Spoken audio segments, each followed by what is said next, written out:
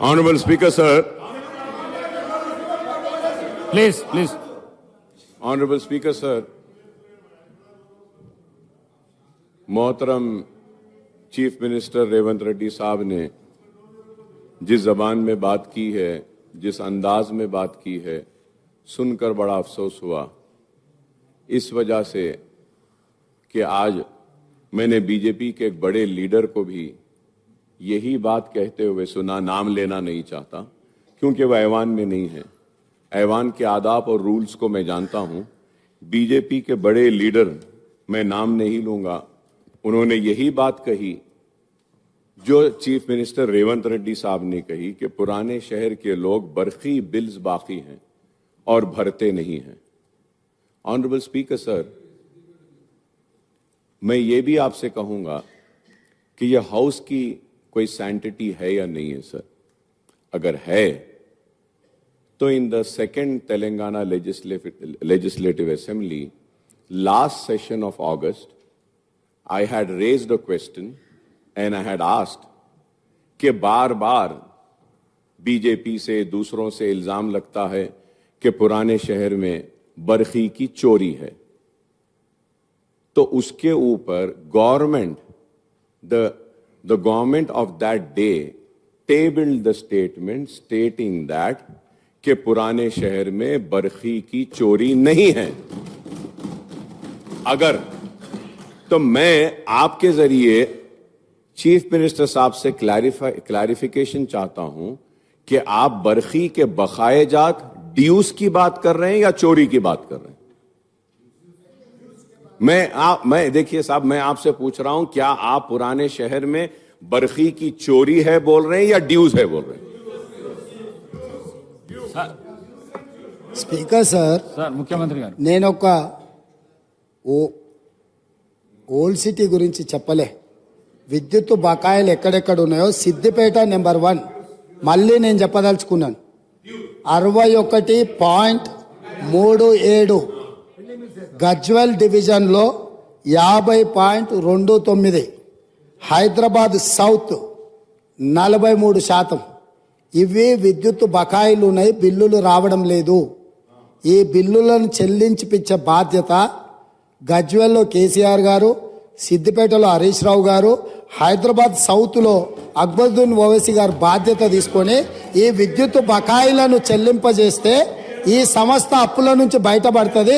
వారు అది కూడా మాట్లాడి ఈ ప్రభుత్వానికి సహకరిస్తే బాగుంటుందని నేను చెప్పిన. కాబట్టి వారు ఏదో ఊహించుకొని सर मैं उतना ही बोला ना सर, आप जो क्लैरिफिकेशन पूछे मैं जिम्मेदारी से जवाब दिए. जवाब देना भी कोई गुनाह है क्या? हो गया बस.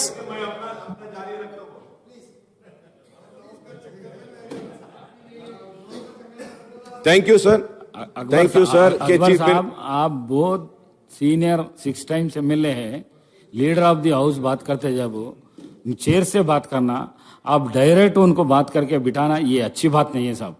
ये अच्छी बात नहीं है साहब. नहीं sir, if I am using the mic, I know the rule position, sir. When I am using the mic, everyone who's using the mic is supposed to address to the chair. Now the mic is here, I am addressing it to you, sir. Please. If I have to address without the mic, yes, that is something different, sir. Please. Mic and without the mic is there. Sir, through you, sir. अब क्या नजर पे भी पाबंदी लगाएंगे आप? नजर पे भी पाबंदी, गर्दन पे भी पाबंदी. ऑनरेबल स्पीकर साहब, अब आप देखो साहब, आप sir, honourable speaker sir, I just want to clarify on 3-4 things which Honorable Chief Minister Saab had said, and it is very misleading, sir. Sir, every political party has the right to contest elections wherever they want. He says that MIM didn't allow Shabbir Ali to win. Did MIM contest in Nizamabad? Sir, and second thing about Jubilee Hills. Sir, Jubilee Hills We have corporators there. And we have earlier also contested. This time also we contested. You mean, and one more thing, sir. When I do not have any objection, when a Congress candidate is contesting against me, and rest of them also do not have. Congress contested at Karwan. Congress gave a ticket to a Muslim. So I should say that कि आप जो है सो हमारे मुसलमान को जीतने नहीं दिए. What an immature talk, sir. What is this? क्या मैं ये बोलूंगा? देखिए साहब, सवाल वो नहीं है कि आपको लड़ने का इख्तियार है, हमको लड़ने का इख्तियार है. अब हम जहां से लड़े आप बोलेंगे कि नहीं आप वहां से नहीं लड़ना. Sir, I am not a minority cell of any party. I am a Majlis Ittihadul Muslimin. So my party has the right to take my own decision as your party has the right to take your decisions.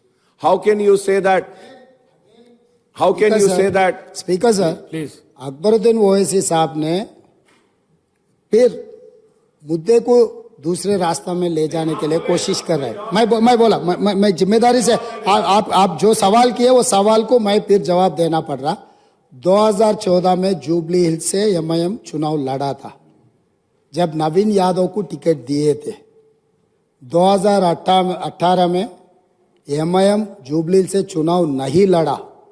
वही नवीन Yadav independent चुनाव लड़े तो party से बर्खास्त कर दिए. अभी 2023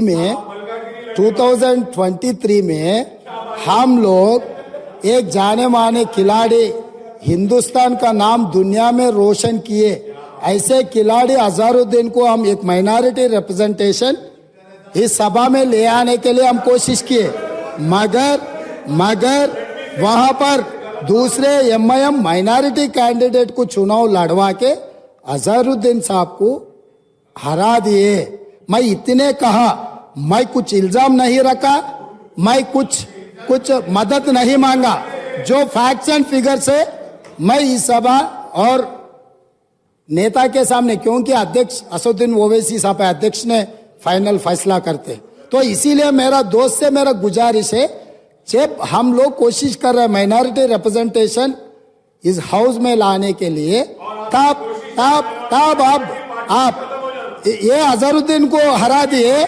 इनके दोस्त चंद्रशेखर राव ने शबीर अली साहब को कामारेड्डी में हराने के लिए, अगर के चंद्रशेखर राव को दूसरे सीट से लड़ना है तो सिद्दीपेट है बगल में, उसके बगल में उनके बेटा का सिरसिल्ला भी है. 2 बेटा का और दामाद का छोड़कर वो गया कामारेड्डी. तो इन लोगों का नीयत कैसा है, बस वो नीयत साफ नहीं है बोल के मैं दिखाना चाह रहा हूं सर. इतना ही है.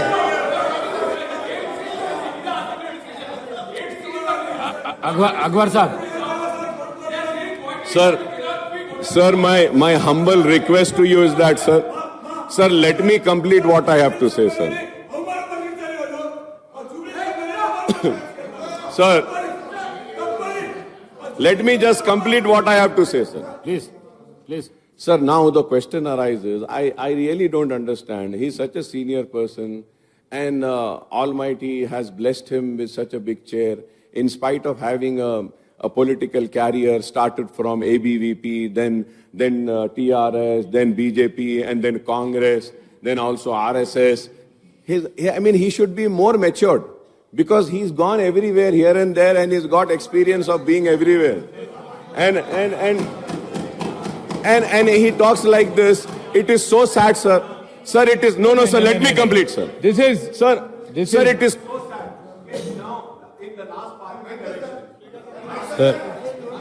Sir, I request. CM garu MIM party के बारे में अगर बोलना शुरू किए तो आगे आपको भी बहुत दिक्कत हो जाएंगे.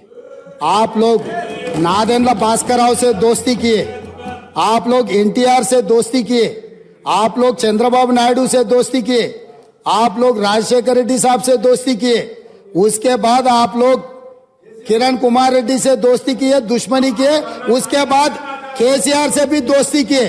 नादेंद्र भास्कर राव से लेकर जिस दिन नादेंड्ला भास्करराव तेलुगुदेशम पार्टी को तोड़ने के लिए जब कोशिश किए, कौन साथ में थे सर? ये हिस्ट्री है। अगर अकबर साहब नहीं बोले तो हम बोल सकते, हम भी राजनीति में है। किसी के ऊपर इल्जाम लगाना आसान है, मगर जवाब देना जिम्मेदारी से देना पड़ता है। यहाँ पर चर्चा आप किधर किधर कहाँ अलायंस किए, हम किधर किधर घूम के हैं, ये सब सारे चर्चा करने के लिए नहीं है। यहाँ पर चर्चा है व्हाइट पेपर ऑफ एनर्जी, इसके बारे में आप जो बोलना है तो बोलो। अगर एक दिन चर्चा करना है केसीआर साहब ने किधर किधर घूम के आया, कांग्रेस में कब था और नायडू पार्टी में टीडीपी में कब था, फिर कांग्रेस में कब आया, फिर कांग्रेस से अलायंस कब किए, फिर चंद्रबाबू नायडू से अलायंस कब किए, फिर बीजेपी से अलायंस कब किए, फिर खुद का पार्टी कब बनाया, ये सब सारे एक दिन पूरा आप अगर मौका दिए तो कौन कौन कहाँ घूम के आए, सबके बारे में चर्चा करने के लिए हम तैयार है। अगर आप कभी मौका दिए तो उसी के ऊपर एक दिन पूरा दिन हम चर्चा करेंगे। Speaker sir.